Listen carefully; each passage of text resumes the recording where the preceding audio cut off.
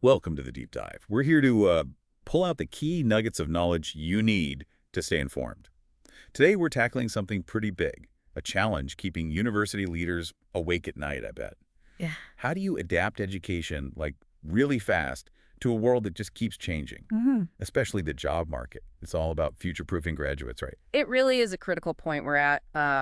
The old ways, the traditional academic silos, they're just not cutting it anymore. There's this real urgency now to get students ready for, well, whatever's coming next. Exactly. And that's our deep dive today, the absolutely vital role of STEM integration in, transforming universities. And we're not just talking about adding a couple more science or math classes. It's deeper than that. No, it's much more holistic, an interconnected shift in how we teach and learn. Our source for this is a really insightful article, Future-Proofing Education, Transforming Universities with STEM Integration. It's by Fotis Pantopoulos from CEO World magazine, published back on March 24th, 2025. A very timely piece. So our mission today for you is to really dig into the methods, the processes, the requirements needed to embed STEM properly into universities. We'll look at future angles and, importantly, the practical needs of the job market. Pantopoulos' vision is our guide here. Let's start right at the beginning. When we say STEM integration in a university context, what are we actually picturing? What does it look like? Okay, so at its heart, it means breaking down those traditional walls, between science, technology, engineering, and math. Instead of learning biology here, coding over there, the idea is to weave them together coherently. It's really about getting students to collaborate, to tackle actual real-world problems where, you need multiple disciplines. Right, so it's less about just memorizing facts in isolation and more about building this sort of multidisciplinary toolkit. How does that feel for a student, especially one used to the old siloed way? Oh, it's a fundamental shift. Day to day, it's different. Imagine a project where students from biology, engineering, and computer science work together, not just to understand healthcare tech, but maybe to actually create a new diagnostic tool or work on environmental research innovation. Oh. Yeah, so they're not just applying concepts they learn separately, they're pulling different knowledge together, synthesizing it. They start seeing connections they'd frankly never spot otherwise. It's about building mental bridges, not just isolated towers of knowledge. That's where it gets really interesting, isn't it? Pantopoulos points out several key advantages. What do you see as the most compelling why for this shift? Well, what really stands out for me are the layers of benefits. It goes beyond the obvious. Like, okay, critical thinking, yes, it improves that. But it cultivates a new kind of intellectual agility.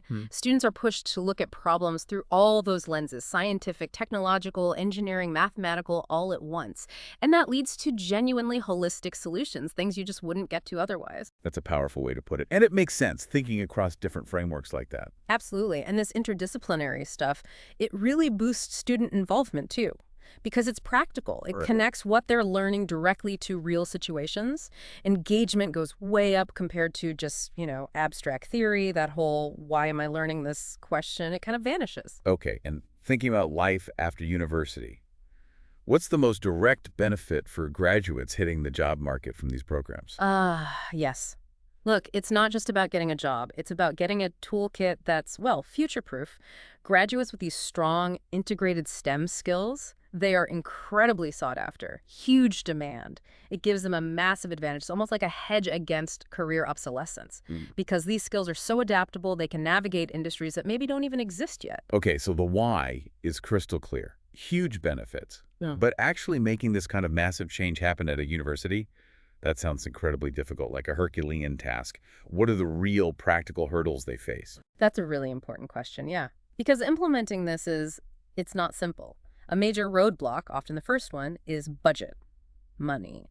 Not having enough funding really hinders access to the modern gear, the cutting-edge tech, the labs, all the stuff that's crucial for this kind of integrated education. What do they mean practically? Like, are we talking outdated computers, or is it more fundamental, like not enough lab space?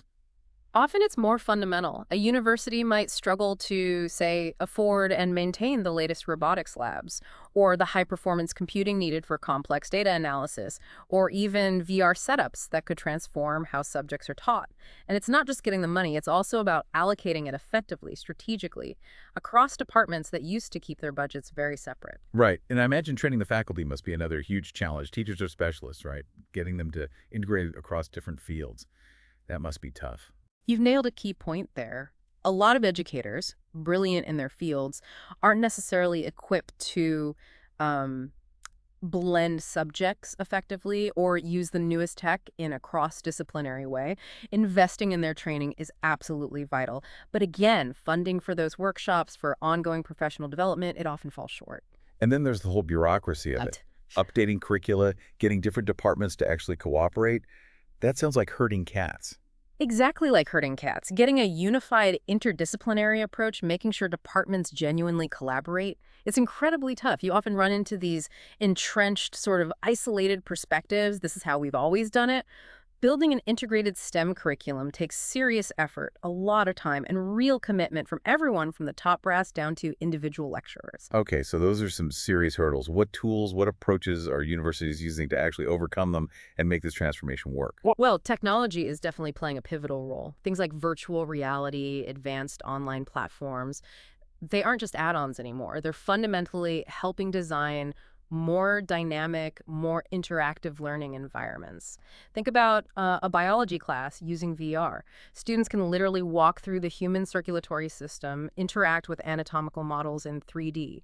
It makes complex stuff so much easier to grasp than just looking at a diagram. Yeah, that's a world away from static textbook pictures. What about project-based learning? Is that a big part of it? Oh, foundational. Absolutely. These approaches let students dive into real-world projects. They have to collaborate, apply knowledge to actual challenges. Like, imagine engineering students working together to design and maybe even prototype an eco-friendly vehicle, or computer science and medical students building an AI tool for early disease detection. That practical work, it develops critical thinking in a way lectures alone just can't. It sounds like universities can't really do this all on their own, though. What about industry and government? Are they building bridges here? Yeah, industry collaboration is incredibly important. Partnerships with businesses, open doors, we're talking internships, guest lectures from people actually in the field, joint research projects. This directly connects what's learned in the classroom to what the job market actually needs right now, bridges that gap, keeps things relevant. And government policies. Are those national initiatives really moving the needle? Oh, they're crucial. Absolutely crucial.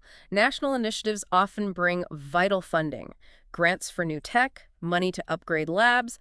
That helps universities make the needed investments. And it's not just money. Regulatory frameworks, accreditation standards, they play a big role too.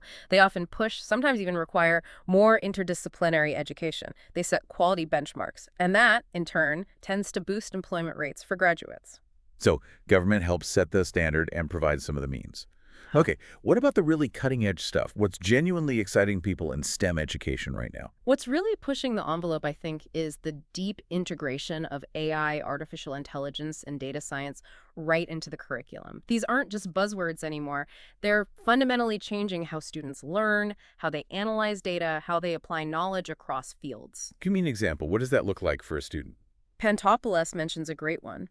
At a Canadian university, a biology student actually used complex data science methods not just to study disease outbreaks, but to forecast them. Wow. Yeah, that's real-world application in a super important area, public health, making a direct impact. That is genuinely mind-blowing. And how does global collaboration fit into this? Is the world getting smaller in education too? Definitely. Online platforms are connecting students across the globe. It's breaking down geographical barriers.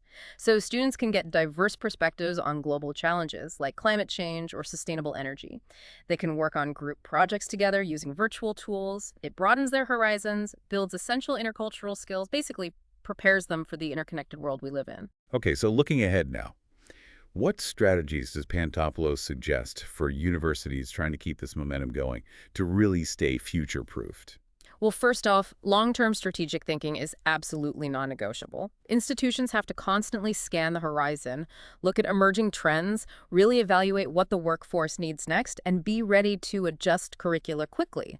That might mean developing specialized programs in cutting-edge areas, think quantum computing, advanced robotics, renewable energy tech, maybe even before they hit the mainstream. So staying super agile, super responsive to where things are heading. Precisely. And second, fostering a real culture of innovation and flexibility is key, all through the institution. Universities need to actively encourage faculty and students to try out new teaching methods, new technologies, maybe set up innovation labs, run cross-departmental hackathons to tackle tough problems, support project incubators, anything that promotes creative problem solving and that growth mindset. And finally, I guess it can't just be a one-time overhaul, right? You set up a new program and that's it. Absolutely not. Ongoing evaluation, continuous improvement. That cycle is critical. You need to consistently gather feedback from current students, from recent grads, and importantly, from those industry partners. That feedback helps pinpoint what's working, what's not, where improvements are needed. It ensures the programs stay relevant, up to date, and genuinely effective year after year. Wow, okay. What an incredible deep dive into future-proofing education through STEM integration. We've really unpacked how combining science, tech, engineering, math isn't just about, better test scores. It's about forging this new kind of intellectual agility, creating that future-proof toolkit for graduates. And we've looked squarely at the challenges, too. The budget headaches affecting labs and tech, the complexities of faculty training, getting departments to actually talk to each other. Real hurdles. But then also the exciting solutions, like immersive VR classrooms, really powerful project-based learning. And we saw how vital those outside links are, industry partnerships, government support, plus the cutting-edge stuff like AI and data science weaving into everything, and global online collaboration becoming the norm. It all points to some pretty profound and necessary strategic shifts for universities. So here's something for you to think about. As STEM keeps racing ahead, reshaping education, what's your responsibility? As a learner, maybe as a professional, how do you continuously integrate new knowledge, adapt your own skills to stay future-proofed yourself in this constantly shifting world? And what does that mean for the institutions you interact with? Or just how you approach your own lifelong learning journey? Something to ponder until our next deep dive.